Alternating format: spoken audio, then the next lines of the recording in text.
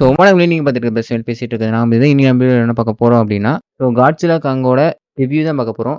அதுக்கு முன்னாடி நீங்க நம்ம சேனல் புதுசா இருந்தா மறக்காம சப்ஸ்கிரைப் பண்ணுங்க. இதே மாதிரி நிறைய கண்டென்ட் நம்ம சேனல்ல நிறைய கண்டென்ட் ஏற்கனவே இருக்கு. அது எல்லாமே மறக்காம செக் பண்ணி பாருங்க. வாங்க போய் வீடியோக்குள்ள போலாம். ஃபர்ஸ்ட் ஓவரால் ரிவ்யூ நம்ம பேசிருவோம். ஸோ ஓவராலா பார்த்தீங்கன்னா, இந்த படம் எப்படி இருக்கு அப்படின்னா, ஒரு நல்ல எக்ஸ்பீரியன்ஸுங்க. தியேட்டர தவிர்த்து ஏன்னா ப்ரொஜெக்டருக்கு முன்னாடி உட்கார வச்சுட்டாங்க. ப்ரொஜெக்டர் ரூம் லைட்டு போட்டா இன்டர்வல் லைட் ஆஃப் பண்ணா ஆரம்பிக்குது அப்படிங்கிற மாரி இருந்தது. கொஞ்சம் வெறுப்பா இருந்தது அது. அது என்னோட எக்ஸ்பீரியன்ஸ் தான். அத விட்டுருங்க. படமா வந்து பார்த்தீங்கன்னா, ஃபர்ஸ்ட் ஹாஃப் ஃபுல்லாவே வந்து பார்த்தீங்கன்னா, மேக்ஸிமம் பேசிக்கிட்டே தான் இருப்பாங்க. ஏன்னா, என்ன கதை? எதுக்காக வந்து இந்த சண்டைலாம் நடக்க போகுது செகண்ட் ஹாஃப்ல? அப்படிங்கிறத ஃபுல் அண்ட் ஃபுல் செட் பண்றதுக்காகவே வந்து பார்த்தீங்கன்னா, ஃபர்ஸ்ட் ஹாஃப் ஃபுல்லாவே வச்சிருப்பாங்க. ஆனா அப்படியே பேசியே போர் அடிக்கக்கூடாது அப்படிங்கிறதுக்காக நெறைய மான்ஸ்டர்ஸ் ஃபைட் வந்து பார்த்தீங்கன்னா, ஃபர்ஸ்ட் ஹாஃப்ல நெறைய மான்ஸ்டர் ஃபைட் இருக்கணும். புதுசு புதுசா நெறைய மான்ஸ்டர்ஸ் வந்து பார்த்தீங்கன்னா, இன்ட்ரோடியூஸ் பண்ணியிருப்பாங்க. அது மூலியமா கொஞ்சம் என்டர்டெயின்மென்ட்டாவுமே இருந்தது first half. But second half ஃபுல்லாவே வந்து பார்த்தீங்கன்னா, ஆக்ஷன் ஓரியன்டடா தான் இருக்கும். ஒரு சண்டை ஆரம்பிச்சு முடியிறப்ப வந்து பார்த்தீங்கன்னா, படமே முடிஞ்சிரும். அந்த அளவுக்கு ஒரு ஃபுல் ஃப்ளெஜ்டான ஆக்ஷன் தான் அது. செகண்ட் ஹாஃப்ப பொறுத்தவரையிலுமே. ஸோ இந்த படத்தோட பெரிய ப்ளஸ் அப்டின்னா காங்கு தான். ஏன் காட்ஸில்லா பேசுனேன்னா, காட்ஸில்லா பக்கத்துல ஒரு காட்ஸில்லா கன்னியா வன்மம் இருக்கு. அத நான் செகண்ட் ஹாஃப்ல சொல்றேன். அதனால முதல்ல காங்லேருந்து ஆரம்பிப்போம். காங்கு சைடு பொறுத்தவரைக்கும் பார்த்தீங்கன்னா, நெறைய பெரிய டெவலப்மெண்ட் போயிருக்கு. இந்த மொத்த கதையுமே வந்து பார்த்தீங்கன்னா, காங்குக்கான கதை மட்டும் தான். காட்ஸில்லா சைட எந்த ஒரு கதையுமே கிடையாது. அத பத்தி இன்னும் பேசுவோம். ஃபுல் அண்ட் ஃபுல் வந்து பார்த்தீங்கன்னா, ஒரு காங்கோட படமா தான் எனக்கு கண்ணுக்கே இது தெரிஞ்சது. நெறைய எக்ஸ்பிரஷன்ஸ் அது மட்டும் இல்லாம நெறைய எமோஷன்ஸ் வந்து பார்த்தீங்கன்னா, இந்த படத்துல நெறைய காமிச்சிருந்தாங்க.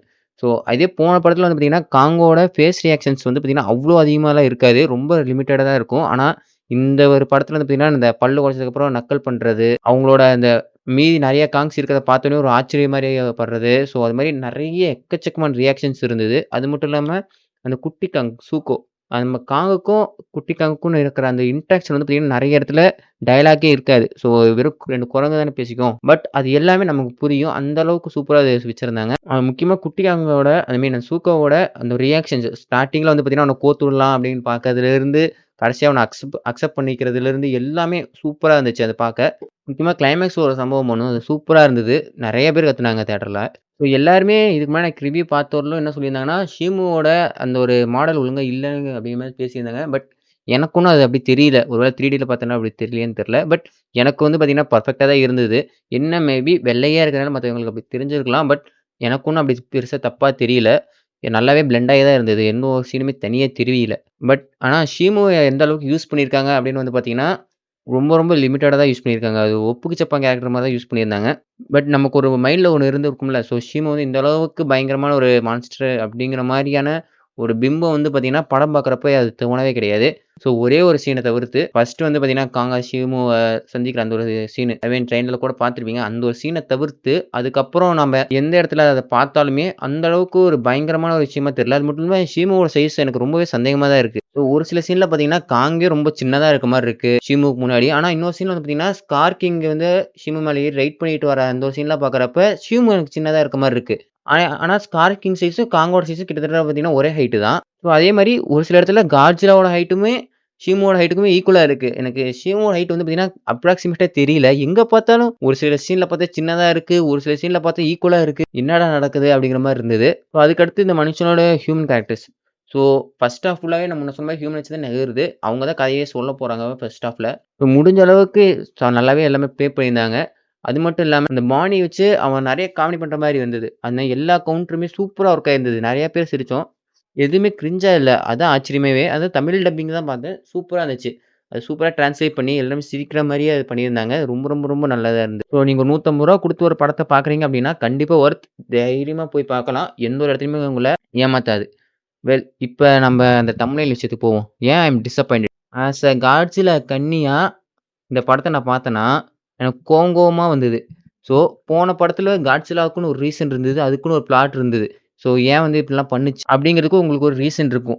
பேசிக்கா இந்த படத்துல போன படத்தையோட கதைய தான் சொல்லியிருப்பாங்க. போன தடவ ஏன் காங்க பார்த்தோனே காட்ஸில்லா அட்டாக் பண்ண வந்துச்சு அப்படிங்கிறதுக்கான ரீசன் இந்த படத்துல சொல்லியிருப்பாங்க. அத கூட உட்டுருங்க. இந்த படத்துக்கு ஃபர்ஸ்ட் காட்ஸில்லாங்கிறது தேவையே கிடையாதுங்க. எரிச்சலா இருந்தது. ஏன்டா இப்படி பண்ணி வச்சிருக்கீங்களேன்னு. ஏன்டா கலர் கலரா காட்ஸில்லா காமிச்சா ஏமாந்துருவோமாடா நாங்க? நான் பார்த்தா எப்படி தெரியுது? இந்த ஃபைனல் ஃபீட்டே எடுத்துக்கங்களேன். இந்த படத்தோட ஃபைனல் ஃபீட்லயே எடுத்துக்கங்க. ஷீமுவ தோற்கடிக்க காட்ஸில்லா தான் அந்த இடத்துல இருக்கணுங்கிறதுக்கான அவசியமே கிடையாது. அந்த இடத்துல இன்னொரு காங் மட்டும் இருந்ததுனாலே போதும். ஸோ அந்த இன்னொரு காங் வந்து பார்த்தீங்கன்னா, ஷிமோவ டிஸ்ட்ராக்ட் பண்ண இன்னொரு காங் வந்து பார்த்தீங்கன்னா, ஸ்கார் கிங்கோட சண்டை போட்டுட்டு இருந்தாலே போதும். இந்த இடத்துல காட்ஜிலாவே தான் வரணும் அப்படிங்கிற அவசியமே கிடையாது. ஏன்னா, ஸ்கார் கிங் கீழ ஒரு பெரிய காங் கூட்டமே இருக்கு. ஏதோ ஒரு காங்காச்சும் தைரியமா இருக்காது. அத அப்போஸ் பண்ண ரெடியா இருக்காது. இது கிட்டத்தட்ட அந்த பிளானட் ஆஃப் தி ஏப்ஸ் அந்த ஒரு ஸ்டைல் ஆஃப் படமா வந்திருக்க வேண்டியது. நான் முன்னாடியே சொன்ன மாரி தான் ஷீமுவும் அந்த அளவுக்கு பயங்கரமாலாம் எனக்கு ஒண்ணும் தெரியல. அது மட்டும் இல்லாம ஷீமு, காட்ஸிலா அந்த ஃபைட்டு தான் ரொம்ப முக்கியமான விஷயம். அந்த இடத்துல காட்ஸிலாவால தான் ஷீமு தோற்கடிக்க முடியும் அப்படிங்கிற அளவுக்காச்சும் அங்க ஏதாச்சும் இருந்திருக்கணும். நம்ம மெக்கா காட்ஸிலா வந்து காட்ஸிலாக்கு டஃப் குடுத்த அளவுக்கு கூட ஷீமு டஃப் குடுக்கவே கிடையாது அந்த இடத்துல. ஒரு சீன்ல கூட நம்ம காட்ஸிலா தடுமாறவே கிடையாது. ஷீமு கிட்ட சண்டை போடுறப்ப எல்லா இடத்துலயுமே அடிச்சுக்கிட்டே இருந்தது. என்னடா இது இவ்ளோ வீக்கா இருக்கு அப்படிங்கிற மாரி தான் எனக்கு தோணுச்சு. ஆக்சுவலி இந்த படம் வந்து பார்த்தீங்கன்னா, காங், ஹேலோ, எர்த் அப்படிங்கிற மாரி தனியா ஒரு டைட்டில் விட்டுருந்தாங்கன்னா கூட, காட்ஸிலா சேர்க்காம இந்த படம் நல்லாவே வந்திருக்கும். காட்ஸிலா சம்மந்தமே இல்லாம போட்டு, எதுக்கு வந்து சண்டை போடுது? ஏன் சண்டை போடுது? அதுக்கு வேற ஒரு ரீசன் ஒண்ணு முட்டு குடுத்துருப்பாய்ங்க. மகா முட்டா ஒண்ணு. பழங்காலத்துல ஒரு போர் நடக்குதா, அந்த போர்ல வந்து இந்த குரங்குங்கலாம் வந்து பார்த்தீங்கன்னா, மேல இருக்க அந்த சர்ஃபேஸ் எர்த்த டேக் ஓவர் பண்ண ட்ரை பண்ணாங்களாம். ஸோ அது வந்து மறுபடியும் நடந்துறக்கூடாதுங்கிறதுக்காக, இப்ப காட்ஸிலா வந்து மறுபடியும் பவர் அப் ஆயிட்டு இருக்கு அப்படிங்கிறாங்க. கொஞ்சமாச்சும் உங்களுக்கு லாஜிக் இருக்குதா ஃபர்ஸ்ட்டு? அதாவது காட்ஸிலா பவர் அப் ஆகுது. ஆனா அந்த ஒரு சமயத்துல எந்த ஒரு குரங்குமே வந்து பார்த்தீங்கன்னா, மேல வரவே கிடையாது. அந்த ஸ்கார் கிங்கும் சரி, ஷீமுவும் சரி, இல்ல அவங்களோட கூட்டத்துல இருக்க ஏதோ ஒரு காங்கும் சரி, எதுவுமே வந்தது கிடையாது. எந்த ஒரு அறிகுறியுமே கிடையாது. ஸோ அவ்ளோ ஏங்க இந்த படத்தோட வில்லனான ஸ்காருக்கே மேல இருக்க எர்த்துக்கு போணுங்கிற மேல இருக்க எர்த்துக்கு போணுங்கிற ஐடியாவே இருக்காது. அன்டில் காங் வந்து பார்த்தீங்கன்னா, சண்டை போடுற வரைக்கும். காங் போய் சண்டை போட்டதுக்கு அப்புறம் தான் வந்து பார்த்தீங்கன்னா, அவனுக்கு வந்து இந்த மேல போறதுக்கான ஒரு வழி இருக்கு அப்படிங்கிறத கண்டுபிடிக்கிறதுலருந்து எல்லாமே பண்ற மாரி இருக்கும். ஆமா நான் ஸ்கார பத்தி சொல்ல மறந்துட்டேன்ல. அவனே ஒரு டம்மி பீஸுங்க. ஸ்டார்ட்டிங்ல பயங்கரமா இருந்தான். பட் ஒரு கட்டத்துல அந்த விம்ப்ல இருக்க கிறிஸ்டல் உடைஞ்சிரும். ஸோ உடைஞ்சதுக்கப்புறம் அவன் எந்த அளவுக்கு அந்த சண்டைய தாக்கு பிடிக்கிறான் அப்படிங்கிறது ஒரு முக்கியமான விஷயமா இருக்கணும் படத்துல. ஏன்னா அந்த இடத்துலயாச்சும் வில்லன ஸ்ட்ராங்கா காமிச்சிருக்கலாம். ஓ! அது இல்லாம ஷீமு அவன் கீழ இல்லாமயே இந்த அளவுக்கு ஸ்ட்ராங்கான ஒரு ஆள் அப்படின்னு ஒரு பயங்கரமான காமிச்சிருக்கலாம். ஆனா, அந்த கிறிஸ்டல் உடைஞ்சதுக்கு அப்புறம் ஒரு 3 நிமிஷம் கூட இருக்காதுங்க. ஒரு 30 செகண்டா ஒரு 1 நிமிஷத்துக்குள்ளாரயே அவன் செத்துருவான். அதாவது ஷீமு இல்லைன்னா அவனே கிடையாது அப்படிங்கிற மாரி இருந்தது அது. ஸோ டம்மி பீஸ் மாரி இருந்தான் என் கண்ணுக்கு அப்ப. ஸோ மறுபடியுமே நான் காட்ஸில்லா பக்கமே வரேனே. ஸோ காட்ஸில்லாவ கூட்டு வந்ததுனால இங்க என்ன பிரச்சனை அப்படின்னு கேட்டீங்கன்னா, காங் வீக்கா தெரியுது. அவன் படத்துல அவனே செய்றான்டா அப்படிங்கிற மாரி, காங்கையே ஒரு பயந்தாங்கோலி மாரி வச்சிருந்தாங்க. அந்த ஒரு இம்ப்ரஷன் வந்து ஏற்பட்டுச்சு. ஸோ ஒரு கட்டத்துல வந்து பார்த்தீங்கன்னா, காங்குக்கு அடிபட்டுரும். நம்ம குட்டி காங் வந்து காப்பாத்தியே காங்க அந்த இடத்துலருந்து கூட்டி போடுற மாரி ஒரு சீன் இருக்கு. ஸோ இப்ப மத்த காங்கலாம் வந்து பார்த்தீங்கன்னா, ஸ்கார் கிங்க பார்த்து பயப்படல. அவங்க கீழ இருக்க ஷீமுவ பார்த்து தான் பயப்படுறாங்க. கரெக்ட்டா? இப்ப காங் வந்து பார்த்தீங்கன்னா, மத்த காங்குக்கு ஒரு நம்பிக்கையான ஆளா இருக்கணும். ஸோ அதுதான் பாயிண்ட்டாவே இருக்கணும். மறுபடியும் இவன் எப்படி ஒரு ஸ்ட்ராங்கான லீடரா மாறுறான் அப்படிங்கிற மாரியான ஒரு கதையா தான் போயிருக்கணும். பட் ஆனா எப்படி போயிருச்சுன்னா, நீ சண்டைக்கு ஒரு ஆள வச்சிருக்கியா, பெரிய கை வச்சிருக்கியா, நான் ஒரு பெரிய கைய கூட்டு வரேன்டா பார்றா அப்படிங்கிற மாரி, அண்ணே வாண்ணேன்னு கொண்டு போய் காட்ஸில்லாவ கூட்டு வந்திருக்காய்ங்க. எனக்கு அது கூட ஒண்ணும் பெரிய பிரச்சனையே இல்லைங்க. இந்த படத்தோட எண்டிங்ல வந்து பார்த்தீங்கன்னா, நம்ம காங் வந்து ஷீமுவ கூட்டிட்டு வந்து மறுபடியும் அந்த காங்கெல்லாம் மீட் பண்ற மாரி ஒரு சீன் இருக்கும். கிளைமேக்ஸ்ல ஃபைட்லாம் முடிஞ்சதுக்கு அப்புறம். இப்ப அந்த சீன் மூலியமா என்ன ப்ரூவ் பண்ண வராய்ங்க? எவன் வந்து பார்த்தீங்கன்னா, ஷீமுவ கண்ட்ரோல்ல எடுத்து வச்சிருக்கானோ, அவன் தான் இந்த காங்குக்கெல்லாம் தலைவனா? ஸோ அப்படி பார்த்தாலுமே ஷிமோவ தோற்கடிச்சது அப்படின்னு வந்து பார்த்தீங்கன்னா, காட்ஸில்லா தானே! இப்ப அந்த இடத்துல காட்ஸில்லா தானே இவங்களுக்கெல்லாம் ஹோப்பா தெரியணும். என்னடா எழுதி வச்சிருக்கிறீங்க? செம்ம காண்டா இருந்துச்சு எனக்கு இதெல்லாம் பார்க்க. ஸோ அந்த இடத்துல ஒரு நல்ல லீடரா இருக்க வேண்டிய நம்ம காங் வந்து பார்த்தீங்கன்னா, ஷீமுவ எடுத்து வந்து வச்சிருச்சு. இதே தான்டா ஸ்கார் கிங்கும் பண்ணிட்டு இருந்தான் அப்படிங்கிற மாரி இருந்தது எனக்கும். எனக்கு ஷீமு அதுக்கப்புறம் தனியா விட்டுட்டாலே எனக்கு பெரிய பிரச்சனையா இருந்திருக்காது. அவனுக்கு பெருசா தெரிஞ்சிருக்காது. ஓகே அது ஃப்ரீடம் ஆயிருச்சு. ஐ மீன் அதுக்கு ஒரு விடுதலை கிடைச்சிருச்சு அப்படின்னு நான் நெனச்சிருப்பேன்.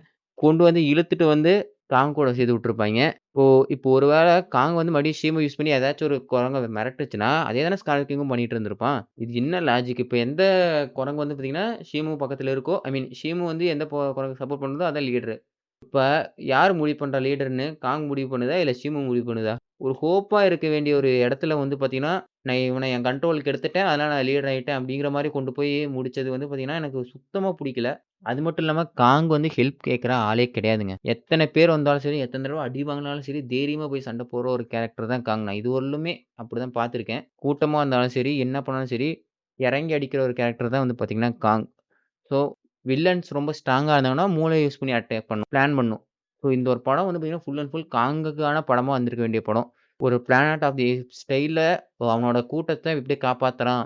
ஸோ அப்படிங்கிற மாரியான ஒரு படமா வந்திருக்க வேண்டியது. அந்த கூட்டத்துக்கு எப்படி நம்பிக்கையா நம்ம காங் மாறுறாரு, ஒரு கிங்கா எப்படி மாறுறாரு, அப்படிங்கிற ஒரு படமா வந்திருக்க வேண்டியது. இல்ல நீங்க ஏன்ஷியன்ட் டைட்டன்ஸ் வச்சு தான் கதை சொல்ல போறீங்கன்னா, நீங்க காட்ஸில்லாவும் ஏன்ஷியன்ட் டைட்டன்ஸுமே வச்சுமே நீங்க தனியா ஒரு பெரிய கதையா சொல்லலாம். எனக்கே படம் பார்க்குறப்போ நெறைய தோணுச்சு. வேணா அது தனியா இன்னொரு வீடியோல கொண்டு வரேன். இது ஒரு தியரி மாரி இருக்கலாம். இல்ல அது வந்து என்னோட கதை. ஸோ எனக்கு ஒரு ஐடியா தோணுச்சுல்ல படம் பார்க்குறப்ப. அது இது வந்து தனியாவே வச்சுருங்க அது. இப்போதைக்கு இதோட நுழைக்க வேண்டாம். ஸோ அப்படி இருக்கலாம். ஆக்சுவலி இது 2 படமா வேணா கொண்டு வந்திருக்கலாம். ஒண்ணு காங்குக்காகவும், இல்ல காட்ஸில்லாக்காகவும் கொண்டு வந்திருக்கலாம். ஸோ அதுக்கப்புறம் வேணா இன்னொரு படத்துல மறுபடியும் டீம் அப் பண்ணி கொண்டு போயிருக்கலாம். ஆனா இப்படியே தான் பண்ணுவேன்னு சொல்லி, யூஸ்லெஸ்ஸா ஒரு காட்ஸில்லா யூஸ் பண்ணி என்ன காண்டேத்தி வச்சிருக்கீங்க. இந்த படத்துக்கு மறுபடியும் சொல்றேன் காட்ஸில்லாங்கிறது தேவையே கிடையாது. வெறும் இன்னும் ஒரே ஒரு மான்ஸ்டர் இருந்தாலே போதும் கூட. காங்கு கூட இப்போ இன்னொரு மான்ஸ்டர் தேவ. காங் சைஸ்க்கு. அவ்வளோதான் இந்த படத்துக்கு. அதுக்கு இன்னொரு காங்கேயும் நீங்க கூட்டு வந்து வச்சிருந்தாலுமே பெருசா நான் கவலைப்பட்டுருக்க மாட்டேன். கொண்டு வந்து காட்ஸில்லா சம்மந்தமே இல்லாம உள்ள நுழைச்சு ஃபர்ஸ்ட் டைம் காட்ஸில்லா வந்து காரணமே இல்லாம சண்டை போட்ட மாரி எனக்கு ஃபீல் ஆச்சு. இதுவரையிலும் வந்த எல்லா படத்துலயுமே காட்ஸில்லாவுக்கு ஒரு ரீசன் இருக்கும். அந்த இடத்துல சண்டை போடுறதுக்கு ஏதோ டிஸ்ட்ராக்ஷன் வந்து ஏற்பட்டுச்சுன்னா, அந்த இடத்துல சண்டை போடுறதுக்கு காட்ஸில்லாவுக்கு ஒரு ப்ராப்பரான ஒரு ரீசன் இருக்கும். ஆனா இந்த ஒரு படத்துல தான் ஸோ அப்படி ஒரு ரீசனே கிடையாது. ஒரு பெரிய முட்டா குடுத்து வச்சிருக்காய்ங்க. அதுக்கப்புறம் அந்த கிறிஸ்டல் சொன்னனே, ஆமா ஷீமுவ கண்ட்ரோல் பண்றதுக்கு வந்து பார்த்தீங்கன்னா, ஒரு கிறிஸ்டல் யூஸ் பண்ணுவாரு நம்ம ஸ்கார். அத பத்தி எந்த ஒரு தகவலுமே சொல்லல அவங்க. அப்படியே வுட்டாங்க. அத பத்தி எக்ஸ்ப்ளைன் பண்ணவும் கிடையாது. அது எப்படி எங்கருந்து கிடைச்சது? இந்த ஷீமு மட்டும் தான் அத வச்சு கண்ட்ரோல் பண்ண முடியுமா? இல்ல வேற ஏதாச்சும் டைட்டன்ஸ் கண்ட்ரோல் பண்ண முடியுமா? அதோட ஆரிஜின் என்ன? ஸோ அப்படிங்கிறத எங்கேயுமே பேசல. அது முக்கியம். ஆனா அத பத்தி வாயவே தொறக்கல. அப்படியே வுட்டாங்க. அத சீண்டவே கிடையாது. அதான் இங்க மேட்ரு. அப்படியே தண்ணி தெளிச்சு வுட்டாங்க. ஸோ அவ்வளோதான் கைஸ். இது ஒரு எக்ஸ்பீரியன்ஸா ஒரு நல்லா இருந்தாலுமே, இந்த ஒரு படமா எனக்கு பார்த்தீங்கன்னா, ஆஸ் எ காட்ஸில்லா கன்னியா எனக்கு இது வந்து அவ்வளோக்கும் சாட்டிஸ்ஃபை பண்ணல என்ன.